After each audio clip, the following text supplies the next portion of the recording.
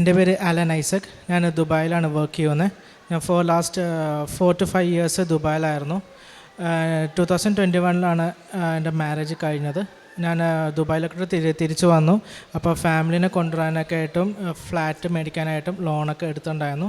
അപ്പോൾ അതിന് വേണ്ടിയിട്ട് എനിക്ക് കുറച്ചും ഹയർ സാലറി ആയിട്ട് ജോബ് വേണമായിരുന്നു. അതിന് വേണ്ടിയിട്ട് എനിക്ക് ഡ്രൈവിംഗ് ലൈസൻസ് ഉണ്ടായിരുന്നില്ല. അപ്പോൾ ഞാൻ UAE ലൈസൻസിന് വേണ്ടി അപ്ലൈ ചെയ്തു. അങ്ങനെ ചെയ്തുകൊണ്ട് ഇരിക്കുമ്പോൾ കയ്യിലാകെ ലിമിറ്റഡ് ക്യാഷ് ഉണ്ടായിരുന്നുള്ളൂ. അപ്പോൾ ഞാൻ ഡ്രൈവിംഗ് ലൈസൻസിന് ഫസ്റ്റ് അറ്റംപ്റ്റ് പോയി, സെക്കൻഡ് അറ്റംപ്റ്റ് പോയി, തേർഡ് അറ്റംപ്റ്റിലാണ് ഞാൻ ടെസ്റ്റും പാർക്കിങ്ങൊക്കെ പാസ്സാണ് തന്നെ. അങ്ങനെ ഫൈനൽ ടെസ്റ്റിന് സമയത്ത് വന്നപ്പോൾ എൻ്റെ കയ്യിൽ ഞാൻ സെക്കൻഡ് അറ്റംപ്റ്റിന് വേണ്ടി പോയി. അപ്പോൾ അത് ഫെയിലായി. അപ്പോൾ ഞാൻ ആ സമയത്ത് വൈഫിൻ്റെ കയ്യിൽ ഉപ്പുണ്ടായിരുന്നു, കൃപാസിൻ്റെ ഉപ്പുണ്ടായിരുന്നു. ഞാൻ വൈഫിനോട് പറഞ്ഞിട്ടുണ്ടായിരുന്നു എക്സാമിന് പോകുന്നതിന് മുമ്പ് ഉപ്പ് അവിടെ വിതറിയിട്ടിട്ട് വേണം ടെസ്റ്റിന് പോകാനായിട്ടെന്ന് പറഞ്ഞിട്ടുണ്ടായിരുന്നു. അപ്പോൾ ഞാൻ പാർക്കിംഗ് എടുത്തു. ഒരു ചെറിയ മിസ്റ്റേക്ക് കൊണ്ട് പാർക്കിംഗ് ഫെയിലായി. ഇപ്പം നെക്സ്റ്റ് സ്റ്റെപ്പിന് പോകാനായിട്ട് എൻ്റെ കയ്യിൽ ക്യാഷ് ഇല്ല.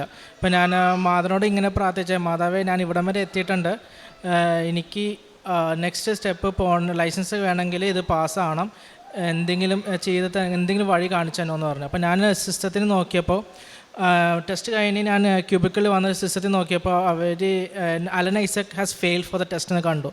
അപ്പോൾ ഞാൻ ഇങ്ങനെ പ്രാർത്ഥിച്ച് കഴിഞ്ഞ് ഞാൻ വീണ്ടും നോക്കിയപ്പോൾ സിസ്റ്റം ഒന്ന് ഫ്ലിക്കർ വന്ന് രണ്ടാമത് സിസ്റ്റം കാണിച്ചു Alan Isaac passed for the exam എന്ന് കാണിച്ചു.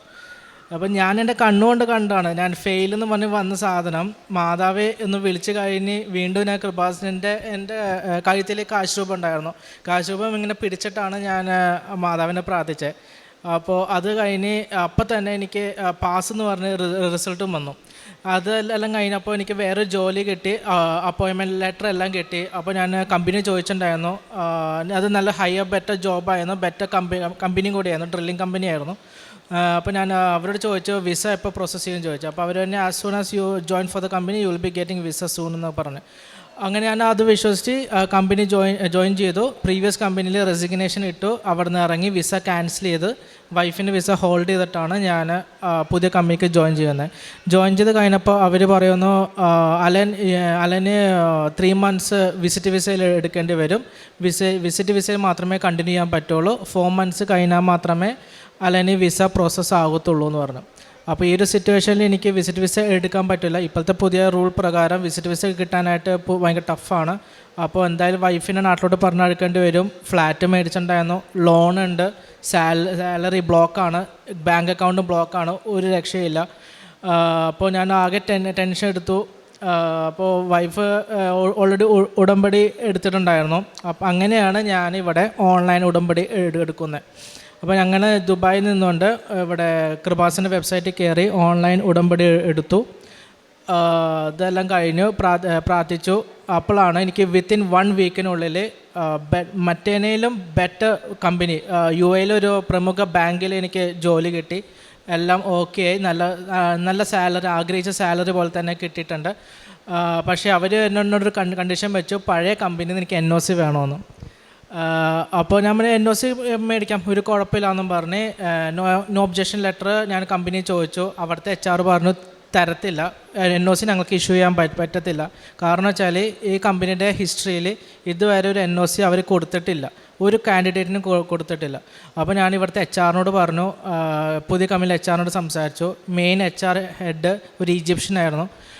അപ്പോൾ ഈജിപ്ഷ്യനുണ്ട്, ഇസ്രായേലി ഉണ്ട്, ഒരു ലോക്കൽ അറബ് ഉണ്ട്. അവർ പറഞ്ഞു ഞങ്ങൾക്ക് അലൻ്റെ കമ്പനിയെക്കുറിച്ച് അവർ അറിയാം, അവർ NOC ഇഷ്യൂ ചെയ്യത്തില്ല, ബട്ട് അൺഫോർച്ചുനേറ്റ്ലി ഞങ്ങൾക്ക് ജോബ് ഓഫർ ചെയ്യാൻ പറ്റില്ല, കാരണം നെക്സ്റ്റ് സ്റ്റെപ്പ് ഇൻ്റർവ്യൂവിന് പോകാൻ പറ്റില്ല. അതുകൊണ്ട് തന്നെ NOC കിട്ടാത്തതുകൊണ്ട് ഞങ്ങൾക്കൊന്നും ചെയ്യാൻ പറ്റില്ല എന്ന് പറഞ്ഞു. അപ്പോൾ എനിക്ക് ഈ സിറ്റുവേഷനിൽ UAE വിത്തിൻ 1 or 2 വീക്സിനുള്ളിൽ പുതിയ ജോബ് കിട്ടാമെന്നുള്ളത് നിയർലി ഇമ്പോസിബിളാണ്. പക്ഷേ ഞാനിങ്ങനെ അപ്പോഴാണ് ഞാൻ ഉടമ്പടി എടുത്ത് വിത്തിൻ 2 days ഒരു ഫ്രൈഡേ 2 o'clock ആയപ്പോൾ എൻ്റെ പഴയ കമ്പനിയുടെ MD എന്നെ വിളിച്ചിട്ട് പറഞ്ഞു, അലൻ NOCക്ക് ഇഷ്യൂ എന്തോ ഉണ്ടെന്ന് തോന്നുന്നു, ഞാൻ NOC ഇഷ്യൂ ചെയ്യാമെന്ന് പറഞ്ഞു. അപ്പോൾ ഇത് ഞാനിങ്ങനെ HR പറഞ്ഞപ്പോൾ HR പറഞ്ഞു ഇല്ല, ഒരിക്കലും അങ്ങനെ ചെയ്യാൻ പറ്റത്തില്ല എന്ന് വീണ്ടും അവർ പറഞ്ഞു. ഞാൻ MD സാർ ഇങ്ങനെ പറഞ്ഞിട്ടുണ്ട്, അപ്പോൾ എനിക്ക് NOC തരാമെന്ന് പറഞ്ഞു. അപ്പോൾ എൻ്റെ മെയിലിൽ അന്ന് 6 o'clock വൈകുന്നേരം 6 മണിക്ക് എൻ്റെ മെയിലിൽ MD ഡയറക്റ്റ്ലി എനിക്ക് NOC ലെറ്റർ തന്നു. ഞാൻ പുതിയ കമ്പനിയിൽ NOC ഫോർവേഡ് ചെയ്തു.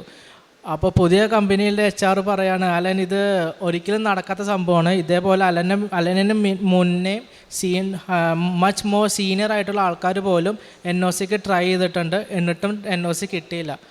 പക്ഷെ അലന് കിട്ടിയത് ഇത് വലിയ കാര്യം തന്നെ. പക്ഷേ എനിക്കറിയാം ഇത് മാതാവ് ഡയറക്റ്റ്ലി ഇൻവോൾവ് ചെയ്ത് തന്നാൽ എനിക്ക് നന്നായിട്ട് അറിയാമായിരുന്നു. ഇതെല്ലാം കഴിഞ്ഞ് അപ്പോൾ എൻ്റെ ഫസ്റ്റ് ഇൻ്റർവ്യൂ ജസ്റ്റ് ഇൻട്രൊഡക്ഷൻ ആയിരുന്നു, അത് കുഴപ്പമില്ല, അത് കഴിഞ്ഞു പോയി. സെക്കൻഡ് ഇൻ്റർവ്യൂവിന് വേണ്ടി ഞാൻ അവിടെ പോയപ്പോൾ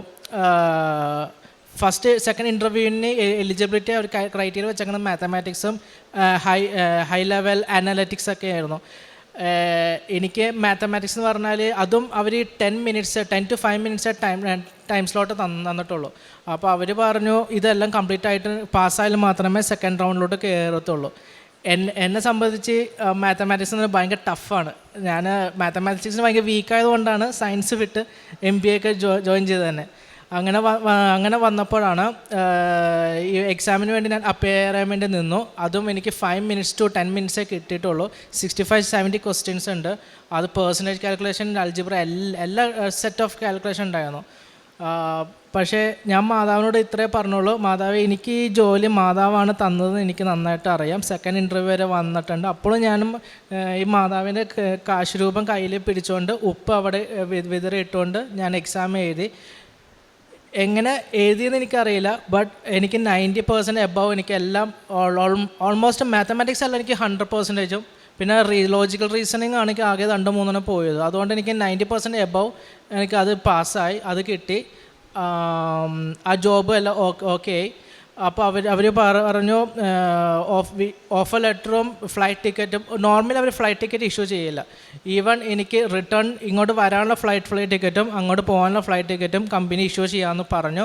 offer letter January February issue ചെയ്ത് തരാമെന്നും പറഞ്ഞു. അതുകൂടാതെ ഞാൻ അവിടെ ദുബായിൽ എൻ്റെ വിസ ക്യാൻസൽ ആകണത് ഒക്ടോബർ 19 വിസ ക്യാൻസലായി.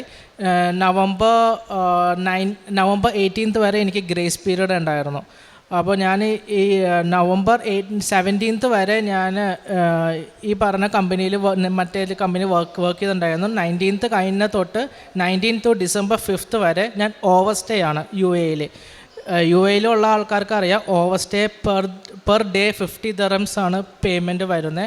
കൂടാതെ ഔട്ട് പാസ് എടുക്കണമെങ്കിലും എക്സ്ട്രാ dirhams നമ്മൾ ഫൈനായിട്ട് കൊടുക്കണം. ഇതെല്ലാം മാതാവ് എനിക്ക് വേ ഓഫ് ചെയ്ത് തന്നു. അത് ഒരു ബുദ്ധിമുട്ടും കൂടാതെ ഞാനിപ്പോൾ ഇവിടെ നാട്ടിലെത്തി. വൈഫുണ്ട് ഇവിടെ, ഡോണിയ. അപ്പോൾ മാതാവ് എനിക്ക് തന്ന എല്ലാ അനുഗ്രഹങ്ങൾക്കും ഞാൻ വീണ്ടും നന്ദി പറയുന്നു. ഞാൻ പ്രേക്ഷിത പ്രവർത്തനം ചെയ്തതെന്ന് വെച്ചാൽ എനിക്ക് കൃപാസന പത്രം ഞാനും വൈഫും കൂടി ഓൺലൈൻ ത്രൂ നമ്പർ കോൺടാക്ട് ചെയ്ത് മെയിൽ അയച്ച് ഇവിടെ നിന്ന് ഞാൻ